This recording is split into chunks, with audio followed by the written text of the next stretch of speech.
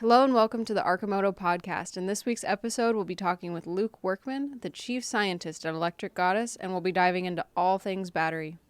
Thanks for tuning in. I got with me here Luke Workman. You want to take a minute and introduce yourself, what you're up to? Yeah, my name's Luke Workman, and you want a short intro? Yeah, whatever intro. If you're in an elevator and you're interested in the person really getting to know you and liking you, what would you tell them? You do battery stuff. Obviously, that'd be an extremely short intro. You know, the goal is basically breaking through whatever obstacles were holding back implementation of clean technology so that we can stop processes that pollute the air and our water, you know? Yeah. To do this, it means our business focuses on the challenges that are either too technically challenging and maybe too much equipment investment or too dangerous. Maybe the risk for their particular location and their particular type of protective gear they've got for employees and things isn't suitable for the type of test they need performed. And so you do the R&D for a ton of different battery, only electric vehicles, or also like phones and like smaller user electronics, or? Well, you know, at the moment we have, I guess I can just vaguely say multiple communication satellites, multiple aircraft, Electric multiple aircrafts. ground-based vehicles, and Wow. yeah. So you're making the batteries the best they can be for satellites, airplanes, vehicles. Anything that needs a battery. Yeah. Yeah, anything that needs a battery that benefits all living beings is another requirement. So you don't take jobs for people who are making, stuff that's like, it's a battery, but not good. I have a easy decision-making criteria, which makes things fairly easy to decide on, is if it's something I wouldn't want personally used on myself or my family, then I don't make I don't work on that project, so. Smart. Yeah. Elon says cool. that every decision he makes is, will it get us to Mars quicker, right? I think that's his one decision, his base decision that he frees up all the other decision making with. So it's fun to hear different people's, Yeah. Well, yeah, that's just the if I wouldn't want it used on me, then I don't need resources being applied towards the world, because if you think about us all being, let's say that just the three of us at this table were in a small wooden rowboat together, and we discovered, our ship sank and we were in this little life raft rowboat together. We would realize every scrap, every morsel of the rowboat was actually precious for us for whatever we need to accomplish, in our time afloat until we can be rescued or find shore, right? That's a good way of putting it. And in our situation, though, it's even more precious than that situation where in the rowboat it would be so clear to realize you should prioritize the allocation of resources wisely. In our situation, we have 93 million miles of vacuum until there's a sun, which is just a ball of plasma, and out further you just freeze. Yeah. And so we don't have a shore to come to rest upon with our rowboat, right? And there's not just the three of us in this room on the rowboat. There's, Yeah. is it 9 billion today? A lot. Crazy. We'll say a lot. Putting stuff in perspective, like, that's a lot of fun. A video that I've been wanting to make, and I'm like, I want to make sure our legal team and everyone at the company would be happy with it. But it's just like someone starts up their electric vehicle in the garage and just like sits in it and like reads a book or something, and then it's like it cuts to someone in a gas truck just about like turning on the ignition here, vroom, vroom, vroom, and it's like, imagine this garage is your world. And it's like, I mean, it is like everyone's downwind. We're all recycling the same air, but everyone forgets about it because it's so vast. But if you put an electric vehicle in a garage and a gas vehicle in a garage, and I mean, it'd kind of be lighthearted about, the potential of dying. So maybe I won't make that video, but it's a really good kind of example. Perspective. It's perspective. Is so hard to remember. I think if you take the most staunch fossil fuel advocates, like the coal plant general manager or whatever, right? Yeah. And you put them in a submarine and you go down low, if you're a mile under the ocean, Yeah. and you say, we have this is the air that we've brought with us. Yeah. There's, it's a mile up above before we get another clean source in the situation. Yeah. And you present the different energy options, Yeah. You could start each one of them running and see which one he turns off first. Yeah. That he's in the room with. It'd be really tough. And yeah, amazingly, I think we know how that would go. People would think you were an insane maniac if you were to start an internal combustion machine while you're down in the submarine, right? Absolutely. But if you think about our atmosphere, it's just a razor thin layer of atmosphere outside this sphere, most of the density of the Earth's atmosphere, when you get up above the height of Mount Everest, I think it's over half of the atmospheric pressure is gone. Maybe it's even 2/3 of it's gone. You could look it up real easily. But this means, that's only 29,000 feet, which is that's about 6 miles or so, which means you've got a 25,000 mile diameter sphere, where 6 miles of it is over half of the atmosphere on this sphere, right? And so how, I look at it like the submarine's finite volume, if obviously you can do things like water electrolysis if you have a nuke power plant, and there's other tricks to liberate oxygen while you're underwater too, but all of those things are finite depending on some resource that you have an unlimited supply of, but in this situation, a carbon capture farm would take more energy to put into it to take that carbon out. So you'd need a green source if your goal is to net negative carbon, Right. Yeah. It becomes one of those situations where most of the ways to make that work become at best a stopgap that uses some other resource of finite supply, so that you can shift the inevitability that at some point you've got to stop poisoning your respiration. So you're just working on like a really small, simple task that's easy to solve. It sounds like. I'll probably, I'll call you this evening when I'm done. Yeah. All right. Everything's fixed. Our entire energy. Yeah. What do you think, Eric? Get done by tonight? Probably. Everything can transition to green energy. So day to day, so that's the overarching goal of like, hey, every decision, this is my goal. This is what would be beautiful. This is what points my decision making. But day to day, what does that look like? Okay. I feel really blessed. It used to look like early in my career. Well, I guess early on in my career at the data center, I had really good tools and equipment and budget, and I also had a pampered environment so that the things that you build and place in a data center tend to survive forever because it's temperature and humidity controlled, and it gets bolted down to concrete pads, and so there's no vibration, and there's no humidity and condensate, and nobody drives it in the ocean surf or drives it down rough roads or anything. So very controlled.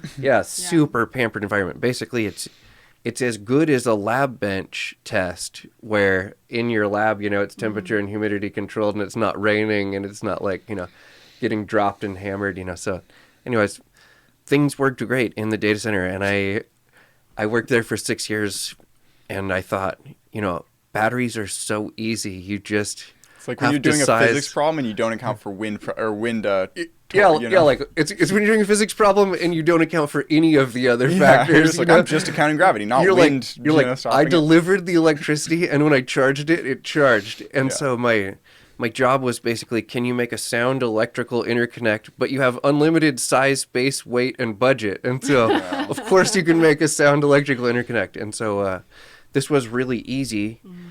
And I left that after 6 years thinking, wow, batteries are so easy. And I am the king of batteries. This was like my personal state of delusion at that time. And I had recently started doing light electric vehicle batteries, like electric bicycles and things, as a hobby, not as a job, while I was working at the data center. And Zero Motorcycles ended up recruiting me, and I took a pay hit to work at a startup that on arrival, the first meetings, they're saying, like, if we don't ship, they're going to pull our funding and we'll close the doors. And I'm thinking like, oh shoot, I just I just just left got a on this. really comfortable corporate job that wasn't going anywhere for this. And then they said if we don't ship by this date, that'll be the end of it. And then they do a roundtable on the state of each person's like shipping readiness, and like a handful of them haven't even like received first prototypes yet. And so I'm thinking, oh my God, I made a mistake and this is it. But turns out we had, fortunately, a forgiving investment group that allowed us to slip a lot of deadlines when we needed to. And we also had an incredible team that was able to make some miracles happen, and somehow we dug out of that and made Zero Motorcycles is still around today. Zero correct? Motorcycles Yeah. still around today, and arguably an industry leader at what they're doing, and it's a I love the product. It's an awesome product. You were a motorcycle guy for a lot of your life, right? Yeah, I was. So you started in lab settings, and you actually got into real world with motorcycle, and then you moved off and you met Erica, and you two started Electric Goddess. And Yep. Arcimoto is one of the companies that you work with in terms of just like that is going to be the best that a battery can possibly be for its use case. Jill, whose episode was last episode, she mentioned it's like if it has to charge and decharge fast, or if it has to have different heat, variabilities, depends Yep. on like the kind of casing you put around it, how you put it together. So you're just trying to see the use case of the vehicle or the satellite or wherever you're putting your battery into and say, how can I make this the most optimal for this client, is my understanding. Yep. And to do that, it's, some companies like to focus on simulation, and we do simulation as kind of a ballpark idea for a pretest, But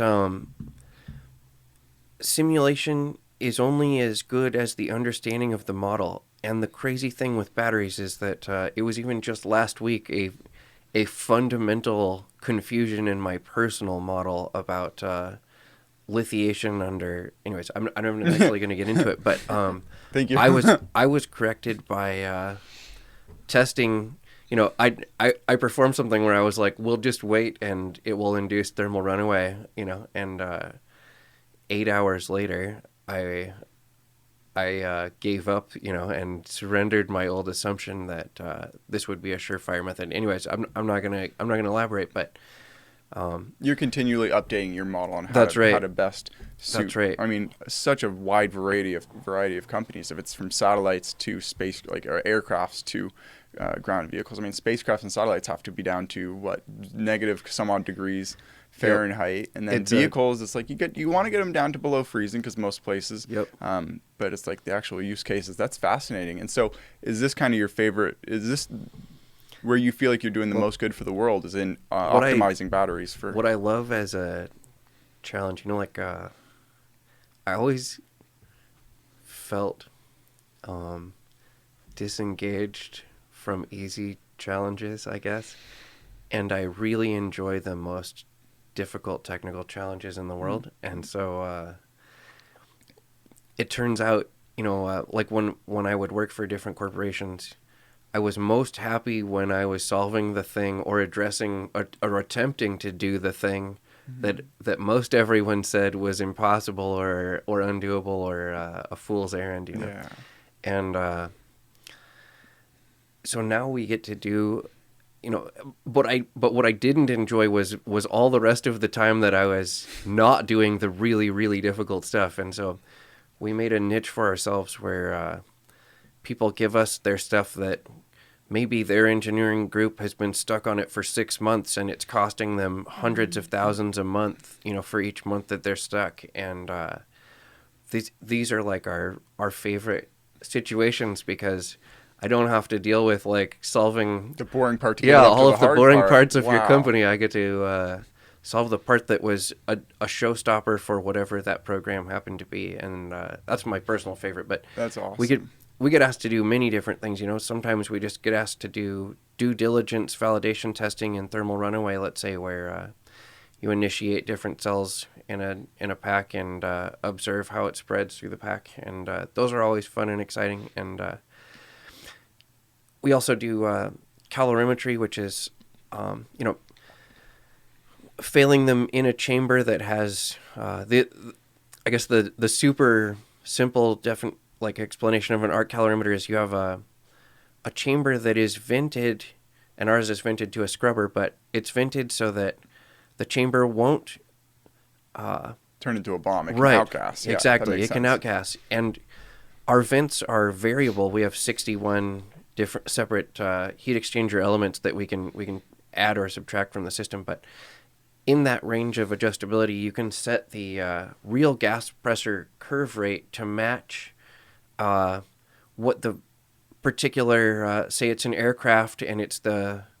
It's 32% air pressure kind of. Yeah, the housing of the system, or say it's a vehicle and it's the stamped steel casing that it's in, whatever pressure it ruptures at, we get to match that curve and then quantify the joules of energy, the gas pressure curve released and the species of gas released. It's essentially to test worst case scenario, how does the battery react? Like, hey, if my Tesla flipped on its side and someone shot it, so a direct bullet goes into the battery, essentially, like, is the Tesla going to explode? Or is it like, hey, will this battery release its energy in a safe manner if the worst case happens? That's right. And the particular calorimetry that I was mentioning, though, we often do just at a cell level or groups of cell level. Like for cylindrical cells, since our calorimeter was kind of bigger, to have an improved signal to noise ratio, a larger energy release improves our accuracy. And so we usually test 2 to 3 cylindrical cells at a time. And when we're doing a large pouch cell, we do 1 at a time.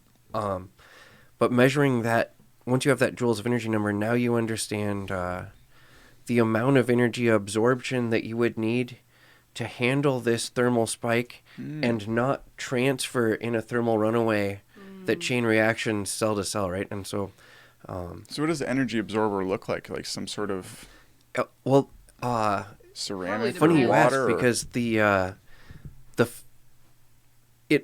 what it looks like to your eye would be say black tire rubber is what it looks like to your eye. Yeah. However, what it is the polymer that holds this particular filler, it's something like 40 to 60% filler laden, depending on how thick and thin you need it to fill the crevices of the pack. But the polymer matrix itself that holds the filler just needs to be mechanically robust to maintain the integrity of the filler near the cells, because the filler is endothermic and absorbs the energy spike, releasing a non-toxic, non-corrosive vapor in a one-time chemical bond cracking. People often are aware of how you can melt wax and it will absorb temperature, or you could boil water. You put a big pan of water on your stove, you turn on the burner, it reaches 100 C, and then it doesn't reach 101 C until the water is gone. Yep. And same effect when you're melting wax. It reaches the wax melting temperature and it doesn't go above it until the wax has melted. And then it can increase in temperature above that melting point. In this situation, those examples with water and with wax are phase changes. One's a phase of vaporization, one's a phase of fusion. But these energies are chemical exchanges. These chemicals are when they cool off, they recycle back to their old state. Really? Yeah. Like when if you boil water, it recondenses into liquid. And ultimately becomes rain again at some point, right? And if you melt wax, unless you've got like some perpetual heat source, it's going to cool off again and solidify again, right? Yeah.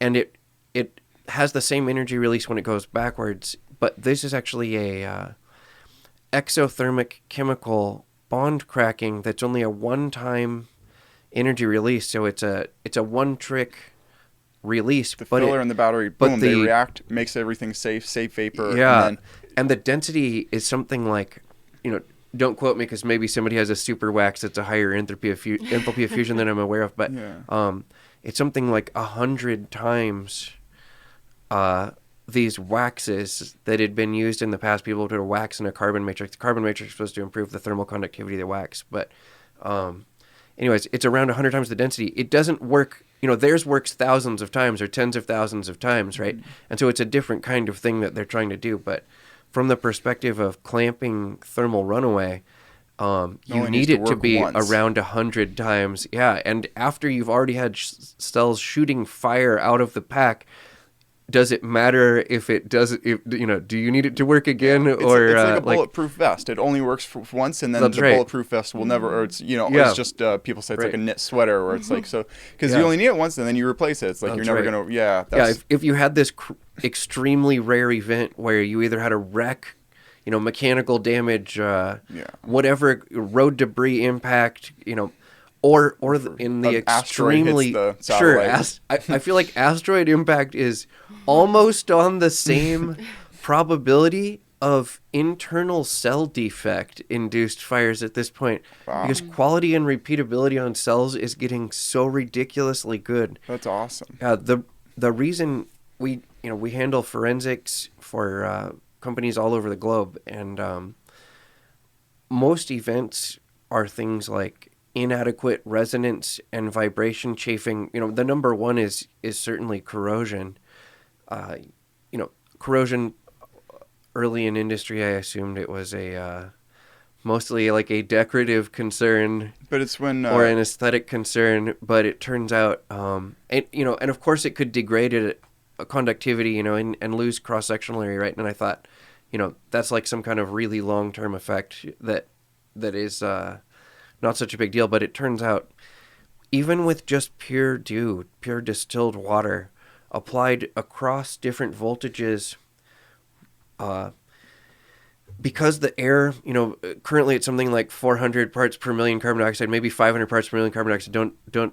We actually have a ppm meter in the office, but it's higher than that because it has people breathing in there. But anyways,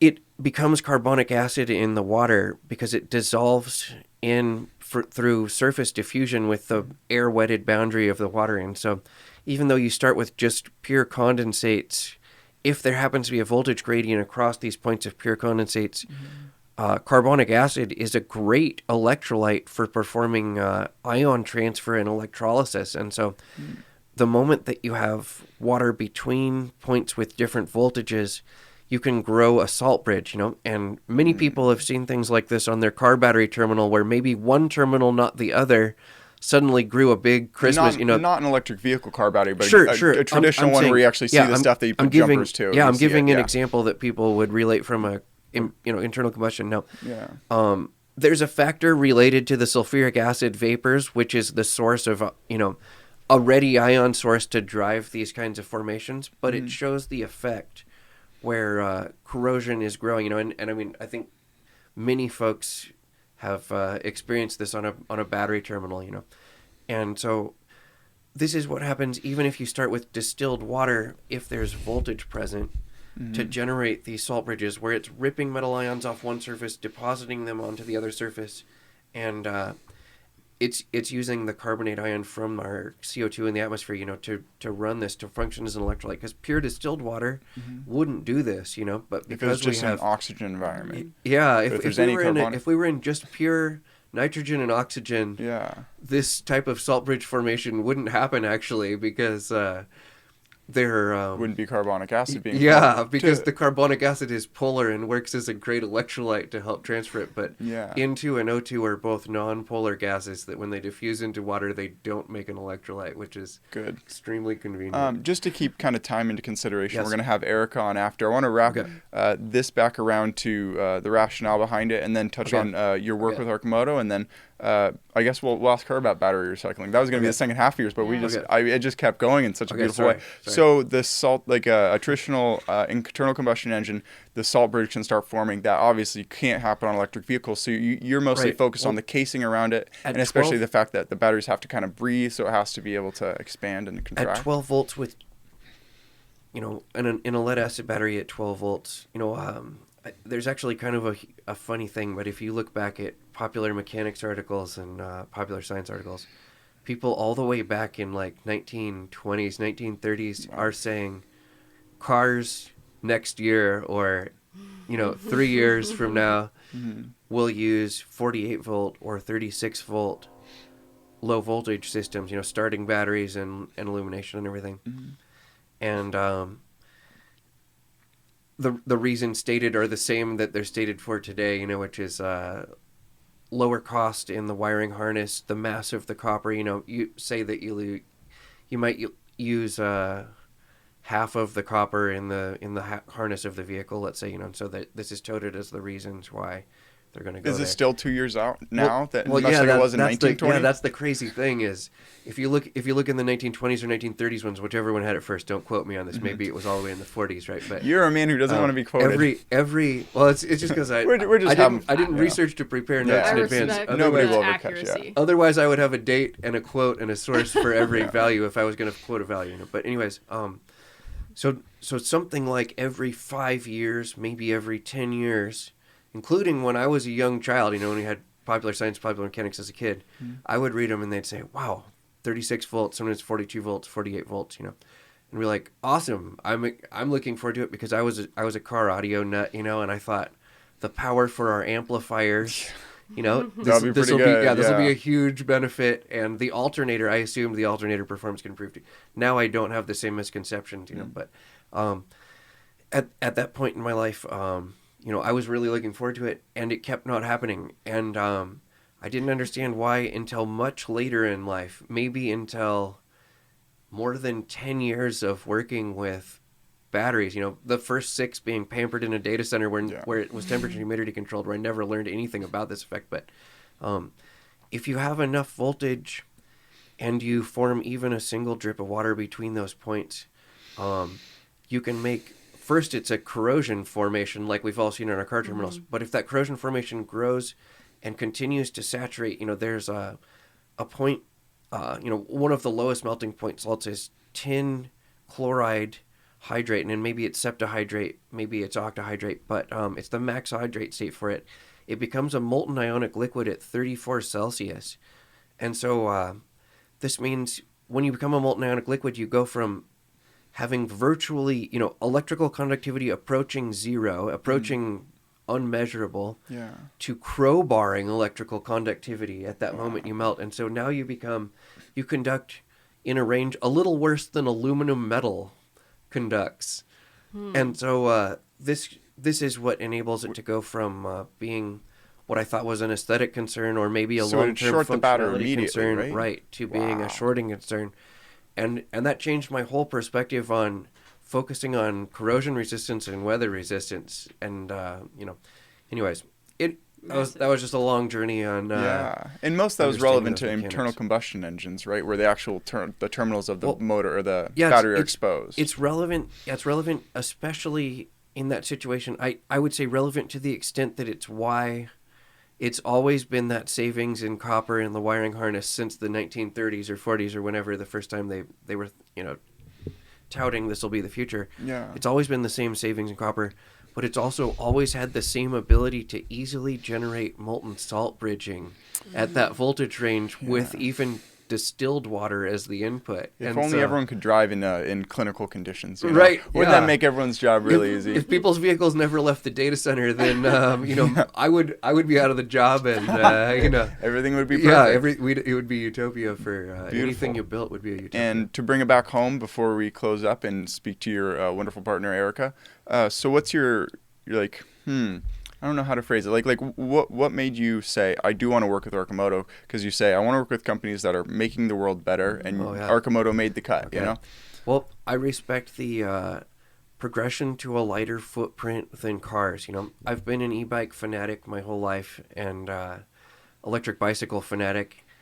Of course, a motorcycle rider, dirt and street, and love them both. And the Arcimoto is, does it directly shave 2/3 or 3/4 or so of the amount of materials footprint in a single change that can perform the same function, to do the same job? A lot like how a electric bicycle, if the application is suitable for an electric bicycle, that's also a way to reduce the footprint, and so. In terms of getting one person from one destination to another, totally. with the least amount of material and need as possible. And with the shocking percentage of trips that are single occupancy or dual occupancy, which the vehicle covers perfectly, and it's incredible. People will make a vehicle choice based on once or twice last year I drove cross country, or once or twice last year I picked up a sheet of plywood. And so I have a truck for 362 Yes. days. Yeah, the other absolutely. 99.9% of trips they ate terrible fuel economy as a penalty for this So one day. time they picked up they could have got a sheet of plywood delivered perhaps, and it would have cost 100th the price of the fuel economy difference. Yeah. So if I were to kind of rephrase what you're saying in terms of your earlier metaphor, you believed if we're on a rowboat, Arcimoto's like efficiently using every nail and screw and piece of wood and making sure that we're effectively using the resources that we have to get the job done. I think where it fits in is right now we don't really have a practicable step other than the Arcimoto, between the electric bicycle and the electric car. Yeah. And I love our Plaid Model S and our Model 3, but I often commute by electric bicycle because I love riding my electric bicycle. Like it's a pleasurable experience, right? And so I feel this is a gap too wide between a 5,000-pound, 1,000 horsepower car and a 2 horsepower, 40-pound vehicle, right? Yeah. And the 2 horsepower, 40-pound vehicle is terrible if I have to, say, transport 2 people, get groceries, or bring any of my equipment to work or home back and forth. Then the bicycle falls on its face and I'm left driving the 5,000-pound, 1,000 horsepower vehicle, which is, I'm not complaining, but I'm just saying. There's a good middle ground there. Yeah, there's a middle ground where the Arcimoto does haul my equipment to work, does haul 2 of us to work and back, and doesn't require, the same burden and footprint of the 5,000-pound, 1,000 horsepower car, which is a blessing. I think it has a beautiful spot to fit in there. Yeah. Thank you very much for your time. This is an absolute joy. Every time you come around to town, you came for the 222 event, and it's everyone who kind of came. It's just magical to get to see everyone. Oh, thank you. And I figured the event was so I want to talk to everyone. So I'm like, anyone who couldn't come to the event, they never have the chance to hear anyone from Arcimoto, how much they love the company, why they're working for it, what they're excited about, and how intelligent these people are. So I wanted to create an opportunity to spotlight the people who are involved with Arcimoto, why they love the company and why they're working and are so interested in it. So thank you very much for coming on the show. My pleasure. I wanted to mention too, since when I needed to find this service, I searched and couldn't find it, but we can drive up to 5,500 amps continuous current for people to test components like fuses, contactors, bus bars in short circuit conditions. I had the equipment to test my continuous normal operating conditions, but I didn't have the equipment to test short circuit current conditions. And I feel like many folks are looking for someone who can provide that to validate all their connectors, contactors, fuses, bus bars. And if so, Google your website or email you directly. Or just... No, our website, you can use the contact link and we'll get it. I'll put the link to your episode in the bio. Awesome. Beautiful. Thank you very much. Pleasure to chat. Yeah, appreciate contributions. Yeah, you're one of the first episodes. You helped setting the pace for the show. I appreciate it. What a pleasure, and nice place and nice facility. Thank you. Beautiful town here in Eugene too. All right, take care, everyone.